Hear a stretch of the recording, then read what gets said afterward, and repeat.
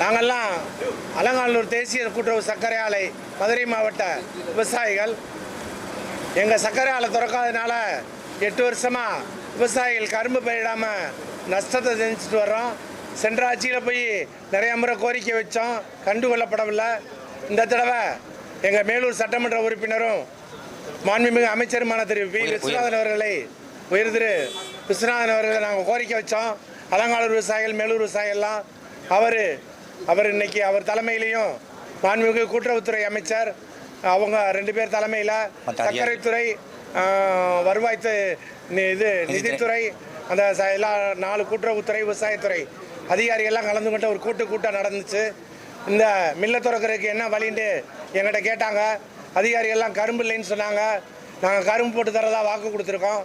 அதனால் கரும்பு போட முயற்சி பண்ணுறோம். மற்ற விஷயங்கள்லாம் எல்லா கமிட்டியும் ஒரு 4 கமிட்டி போட்டு அறிக்கை சமர்ப்பிக்க சொல்லியிருக்காங்க. நாங்களும் விவசாயிகள்கிட்ட போய் நாங்கள் ஒரு 10,000-12,000 ஏக்கர் கரும்பு போடுறோம்ட்டு எங்கள் விவசாயிகள்லாம் கலந்து பேசி அறிக்கை கொடுக்க போகிறோம். அறிக்கை கொடுத்தோன்னே மில்லை திறக்கிறதுக்கு முதலமைச்சர் மூலமாக ஏற்பாடு பண்ணுறோம்னு சொல்லியிருக்காங்க. சார், கடந்த ஆண்டு உற்பத்தி பண்ணுறதை காட்டிலும் விலை குறைன்னு சொல்லி காரணம் காட்டியும் கரும்புலேயும் நிப்பாட்டிட்டாங்க. ஆனால் உண்மை அது இல்லை. இப்போ ஃபெடரேஷன்லேருந்து என்ன பண்ணுறாங்கன்னா, கரும்புலேன்ற ஒரு காரணம் காட்டினா கரும்பு இருந்தது, அவங்க பட்டுவாடா லேட் பண்ணதுனால தான் கரும்பு பதிவு குறைய ஆரம்பிச்சிச்சு. அதான் காரணம். ஆனால் அதை காரணம் காட்டி மில்லை அவங்க என்ன காரணத்தில் மூணாங்க இது வரைக்கும் எங்களுக்கும் தெரியல. இப்போ எல்லா விவசாயியுமே நாங்கள் பள்ளிக்கல்வித்துறை பள்ளிக்கல்வித்துறை சந்தித்தோம். அவங்க சொன்னாங்க, வாங்க நீங்கள் இங்கே நான் மீட்டிங் போகிறேன்னு சொல்லி இப்போ கூட்டுறவுத்துறை அமைச்சரையும் மற்ற எல்லா துறையினுடைய செயலாளர்களையும் வர சொல்லி கூட்டம் போட்டாங்க. அந்த கூட்டத்தில் அவங்க வேண்டிய உதவியெல்லாம் செஞ்சு முதலமைச்சர் சொல்கிறோம்னு அறிக்கை தயார் பண்ண சொல்லியிருக்காங்க. எல்லா நிதித்துறை, விவசாயத்துறை, கூட்டுறவுத்துறை, ஃபெடரேஷன் எல்லாத்துலேயும் அறிக்கை தயார் சொல்லுங்க. எங்ககிட்டையும் ஒரு அறிக்கை கேட்டிருக்காங்க. ஜூன் 30 நம்ம ஏற்பாடு பண்ணி நீங்கள் கொடுத்தீங்கன்னா நான் முதலமைச்சர் சொல்லி பேசி நாங்கள் ஒரு அறிக்கையை கொடுக்குறோம் அப்படின்னு சொல்லியிருக்காங்க. அதனால் நாங்கள் அவங்க ரொம்ப கடமைப்பட்டிருக்கிறோம்.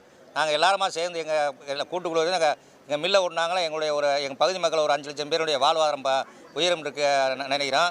அந்த விஷயமா ரொம்ப செஞ்சு அவங்க எங்களுக்கு மேலே அக்கறை எடுத்தனா அவங்களுக்கு நான் நன்றி சொல்ல ஆரம்பித்தேன். முதலமைச்சர்கள் எங்களுடைய விவசாயிகளுடைய கோரிக்கை ஏற்று ஒரு அறிக்கை மட்டும் கொடுத்தா போகணும்னு நினைக்கிறேன். கரும்பு நாங்கள் எல்லாம் பயிரிட தயாராக இருக்கிறோம்.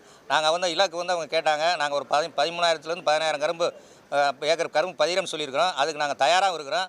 மில்லை ஓட்டினாங்கன்னா கவர்மெண்ட்டுக்கு ஒரு நல்ல லாபம், அது அவங்ககிட்ட சொல்லியிருக்கிறோம். ஒரு வருஷத்துக்கு குறைஞ்ச ஒரு 13 கோடி 12 கோடி வரைக்கும் நாங்கள் டாக்ஸியாக கட்டுறோம். அதனால் அவங்க ரொம்ப கேட்டுக்கிட்டாங்க, காது கேட்டாங்க.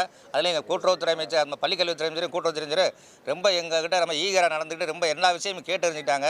அது அவங்களுக்கு ரொம்ப நாங்கள் கடமைப்பட்டுருக்கிறோம். அதனால் முதலமைச்சர் அவர்கள் எங்கள் மில்லு திறந்து எங்களுடைய வாழ்வாதாரத்தை உயர்த்தும்படி உங்கள் மூலமாக கேட்டுக்கிறேன். எங்களுடைய கோரிக்கையை வெளிப்படுத்துறதுக்காண்டி தொலைக்காட்சிகள் நண்பர்கள் செய்வாக நம்பிக்கை இருக்கிறோம். எங்களுடைய எண்ணங்களை வெளியில் கொண்டு வர உதவிய அனைத்து தொலைக்காட்சி தொலைக்காட்சி நிறுவனங்களும் எங்களுடைய விவசாய சங்கங்களின் சார்பாக நன்றியை தெரிவிச்சுக்கிறோம். என் பேர் அழகசாமி, தென்னக கரும்பு சேர்ந்த செயலாளர். மாற்றம் தரும் முதலமைச்சருக்கு ஒரு வேண்டுகோள்.